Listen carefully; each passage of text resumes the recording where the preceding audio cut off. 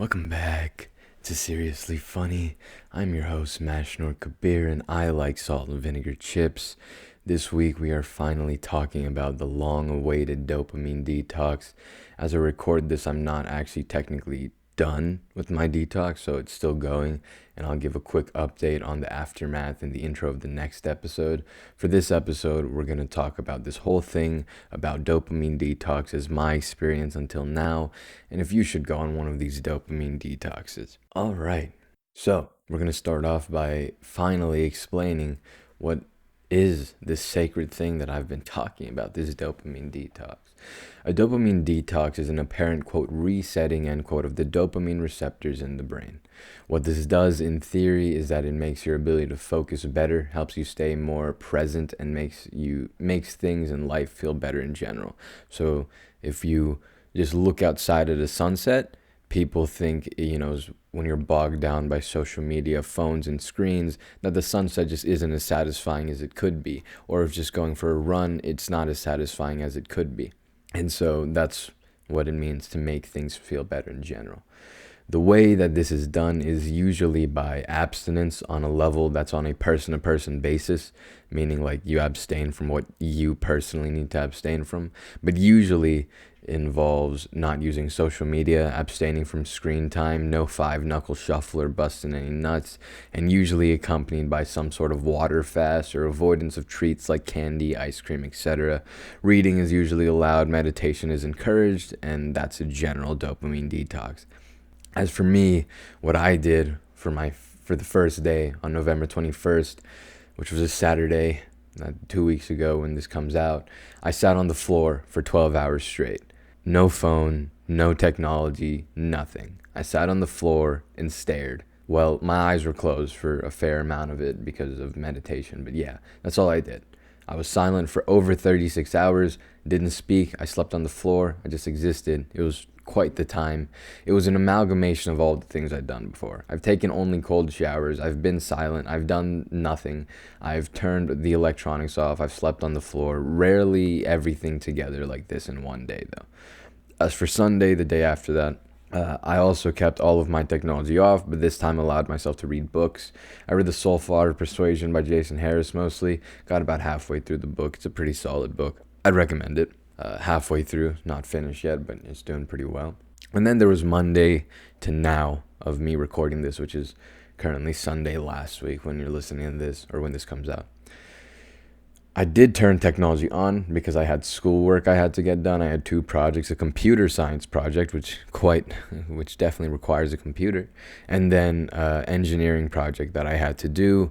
And I did a fair amount of it. It was a group project, but I wanted to do the majority of the work because I feel like having college students do work over their break is just not right. So I took most of the work and kind of forced it. Said to my teammates, "Hey guys, I'm not going to let you work on it. Sorry." And they were like, they probably felt a little bad because they're good people, but whatever. It was probably better for them in the end. I believe that, and that's why I did it.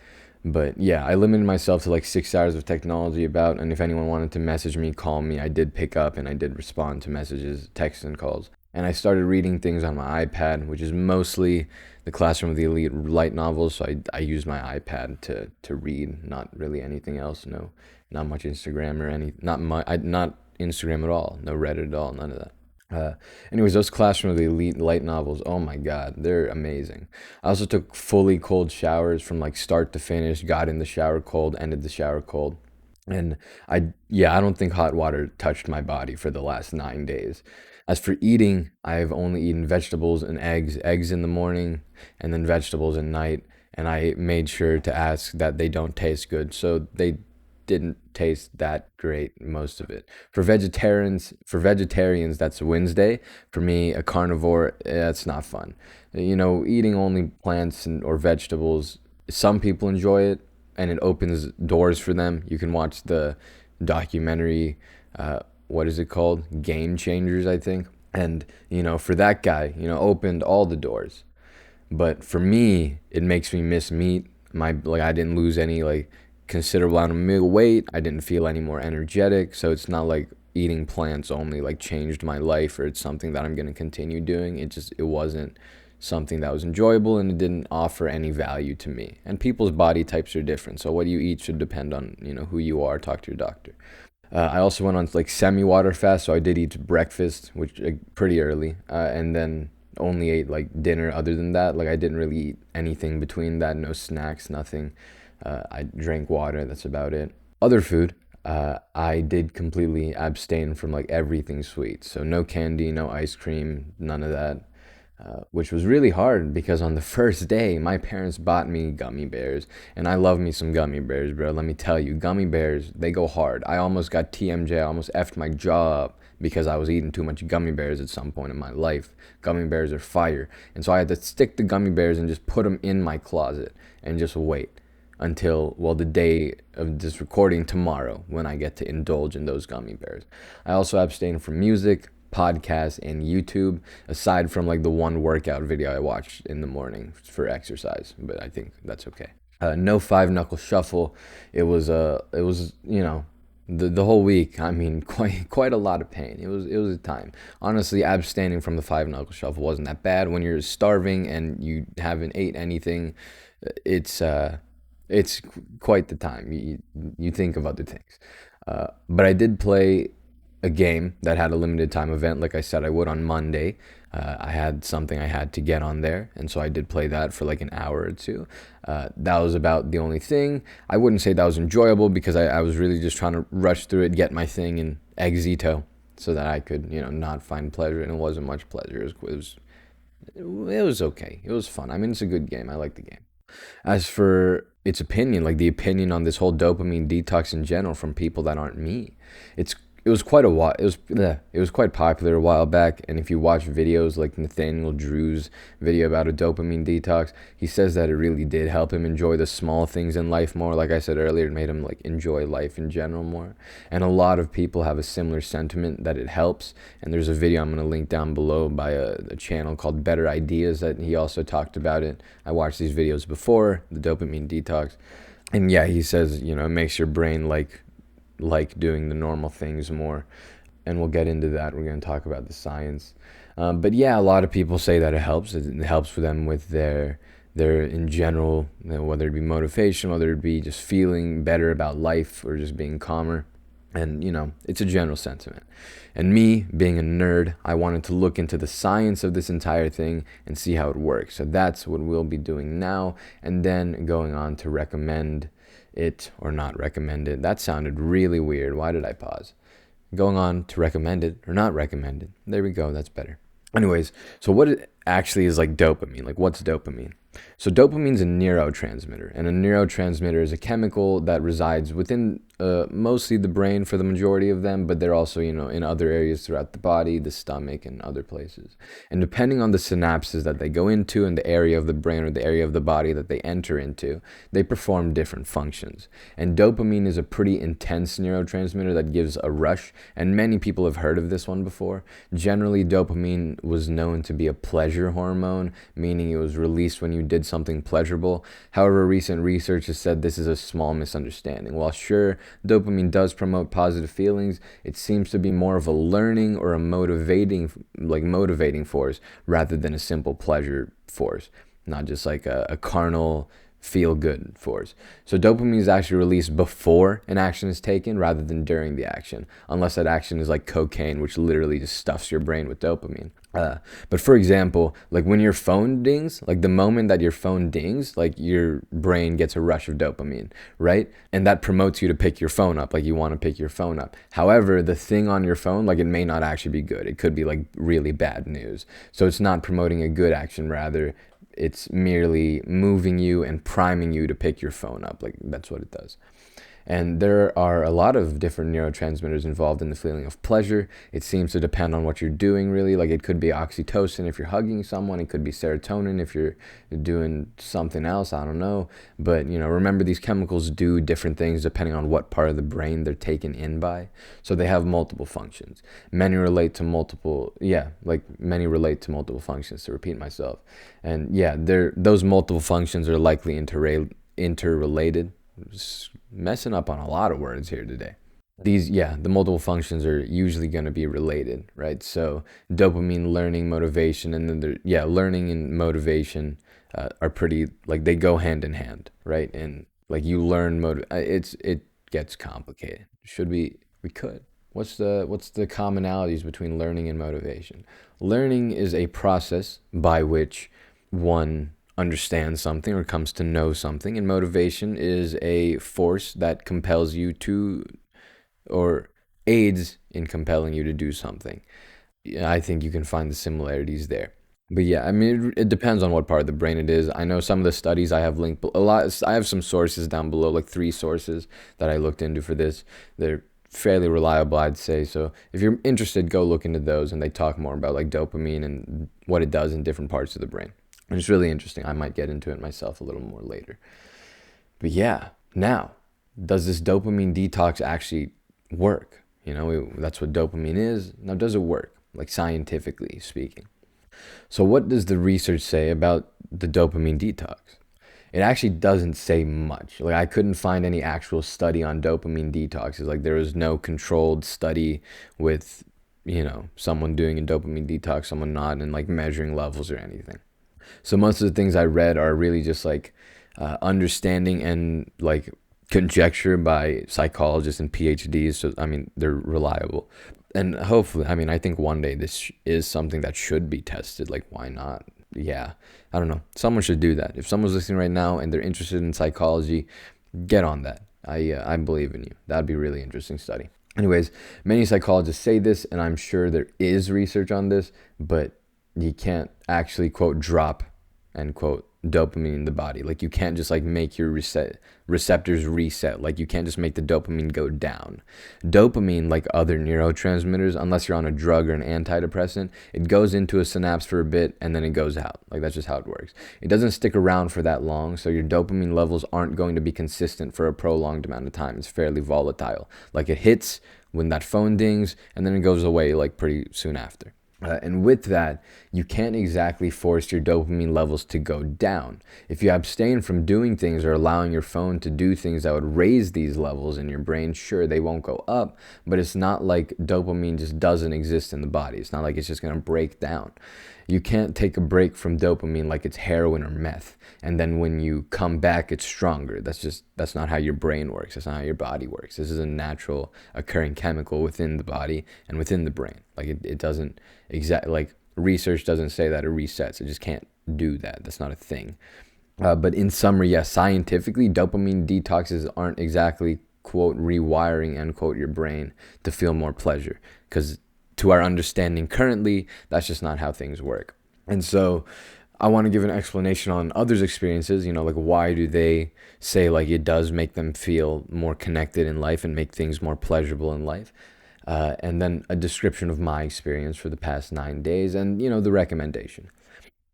So a dopamine detox is basically a vacation from the things you do on vacation, not doing the things you would normally find, neurologically speaking, pleasurable. Although I've said that the science says this doesn't have much backing, why do people that do it report feeling better after? Why do they report feeling more pleasure in general life things? This is my hypothesis, and some of the sources I link below support this. A dopamine detox gives people a break from everything. The mind is always going these days. From every alert on your phone to simply scrolling and looking at memes, your brain is always being hit with something. That doesn't mean it's good or bad. That doesn't mean anything. It's usually being hit with something. There's a stimulus constantly acting upon you. And yeah, dopamine does encourage you to do these things multiple times and encourages you to repeat a behavior, and you can very well get addicted to apps on your phone. Like, that's 100% possible, right? I mean, dopamine, when you think of doing the heroin, the dopamine will shoot and then it'll make you do the heroin. Like, that's just how it works. Like, that's not, I don't know if that's, addiction's a complicated thing, but there's like one part of it. A dopamine detox, however, it gives your brain a break from all of the information overloading, and you get to actually look through your eyes for once. Like, you get to stop living in your head and live in the moment. You see, life is enjoyable, and just because you spend hours on your phone doesn't mean your brain is incapable of finding joy spending time with your friends in real life. Well, before this whole pandemic thing. And what this does then, this dopamine detox, it brings you to the present. because like there is no more phone distracting you. You don't have to worry about getting a text or getting this or getting that. The apps just aren't on your phone, or the notifications are turned off, so you're not thinking about it. And so it brings you in the present. Like you just, all you have is like what's in front of you. And so a dopamine detox is simply like removing distractions and helping you be in the present. You don't have the phone to think about anymore or anything like that. You simply have yourself and what's in front of you. And you can do that without a dopamine detox. All it takes is awareness to bring your attention to the present instead of having your attention constantly thinking about something else. However, for most people, this is a high discipline practice. Like this, it's really hard to do. And we talked about it, self-awareness is OP, and I use the word awareness here. And I'm going to continue using it as I continue speaking here. And so having that awareness and having that level of discipline to bring your attention to the present, if everyone could do that, we'd all be more enlightened, right? But unfortunately, the world isn't like that. We're not taught how to do those things in school. We're not taught meditation in school. The Dalai Lama, he said, if we taught meditation to kids from when they were in preschool, the violence would be eliminated in the world. I don't know if that's completely true, but I think like it holds a lot of merit. And so yeah, I mean, you can do it without this whole dopamine detox, but we'll get to that. So did I get anything out of this dopamine detox? No. I've spent many hours in meditation for the past 3 years, and I've done things like this, right? And this taught me things I already knew, like that I'll be okay. I'll be okay without Wi-Fi and electronics. I'll be okay without meat. I'll be okay regardless of anything that happens in my life. And we'll touch on that more next week with Vairagya. And the value then that this dopamine detox gave me was that for me, it was useless. And I wouldn't have known it was useless unless I tried it. Though through meditation and other discipline practices, I'm able to bring my mind to the present at will. Sometimes more successfully than others. I don't feel the same pressures as I see other people with the phone or the social media. So quitting social media or the phone, like I don't stay on those enough. They don't really affect me. I don't compare myself. I don't sit on them for hours and hours and hours, numbing my brain with funny memes. Like it's just a non-issue for me. So should you do a dopamine detox? That depends on you. Do you want to? Are you constantly in thought loops and in your head and you can't get out? Then remove the distractions for a while. It may help you learn how to be more present so you can do it with the phone in your pocket. And like I said, a lot of the things I do in life and a lot of the things you may do in life are useless. But the only way that you will learn if it's useless is if you do it. If someone tells you that a movie is bad, you don't actually know if the movie's bad. You have to watch it and figure it out for yourself, right? I mean, other people do what other people do. But for you to get it, like you have to do it. And that sucks to one extent because like that means you can't speed up the information process. You also have to go into the action, not expecting anything. Like you can't expect it to be bad because that wires your brain to be biased in a certain way. It's complicated. But, you have to do things yourself to figure it out. So like Zen masters, for example, when they hit Zen, the first thing they do is laugh. Haha. And they realize that everything they did was meaningless. The hours and the hours and the hours of meditation, they didn't need to do that to hit Zen. Sure, it helps. Of course, meditation is wonderful and great, but it's like they could just be Zen. It's just a part of, it's your birthright to be Zen. It's your birthright to be connected to the universe. It's your birthright to understand the nature of this. You can do that. You don't need anything to do that. You can literally just think about it and get there. Now, doing that is really, really hard, but it's possible. You can, but that's why they laugh. So why do we still all meditate? Why do we still all do that? And why do people that are still trying to reach enlightenment do that? Because you don't understand the value in something or the lack of value in something until you engage in it yourself. And we'll touch on that more next week. I'll share another story with you. So will the dopamine detox be meaningless for you? Maybe, maybe not. As I said, a lot of people found value. I'll link some YouTube videos in the description of this podcast. However, even if you don't find value in it, the value is value in itself. Even if you don't find value, that lack of value is valuable. And the moral of the story, do it if you want to. If you think you'll get something, or if you simply want to try like I did, go for it. Maybe not as extreme as I did by doing nothing, but yeah, go for it.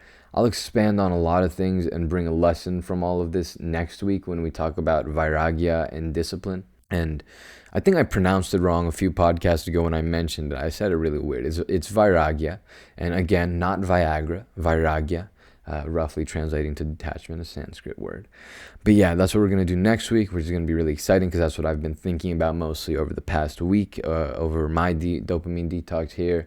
Really excited for tomorrow. I mean, the first thing I'm going to do tomorrow on Monday, I'm going to call my homie up. I'm going to go to effing Walmart or whatever, a store, if you guys don't know what Walmart is, and I'm going to go buy 6 bags of chips. Why am I going to do that? Because I want to. Am I going to eat all those 6 bags of chips in one day because I abstained for 9? No, I'm not going to do that. However, I'm going to eat some of those effing chips on tomorrow, and it's going to be so great.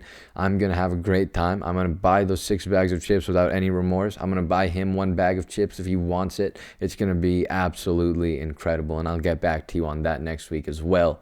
I'm also going to eat my gummy bears, ice cream, and I'm going to eat some effing pie. I'm not going to be completely unhealthy, but over the course of the next week, I will definitely be indulging myself. And although I do have finals coming up, so video games aren't going to be really a part of my life as I would like them to be, because I abstained over my break. My winter break is going to be filled with effing video games, so I'm saying that right now. Unless the Rona magically goes away and I figure out how to effing fly on a plane and go somewhere. But yeah, until then, thank you for listening to this episode of Seriously Funny. I hope that you did get something out of this, and hopefully you enjoyed. If nothing else, hopefully you know a little more about dopamine, dopamine detoxes, or about how Zen masters laugh when they hit Zen. Thanks again. I will see you next week with another episode. Peace.